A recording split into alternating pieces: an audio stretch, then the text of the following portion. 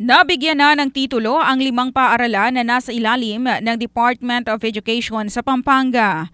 Ito ay sa pamamagitan ng isang special task force sa pamumuno ni Board Member Maylene Pineda Cayabyab, ang chairman ng Committee on Education ng Sangguniang Panlalawigan. Ang mga paaralan ay kinabibilangan ng San Juan Elementary School sa Guagua, Santa Teresa First Elementary School sa Lubao, Guillermo Mendoza National High School sa Guagua, Lanang Elementary School at Mandasig Elementary School sa Candaba.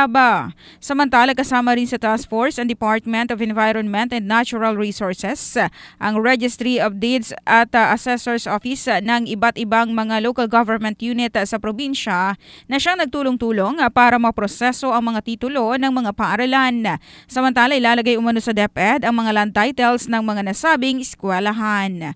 Iyan na report, hatid ng Drybox Plus Herbal Capsule, lalaking laging umaangat. In the heart of changing lives, ito sa Brigada John Bayot ng Brigada News FM Philippines, the Music News Authority.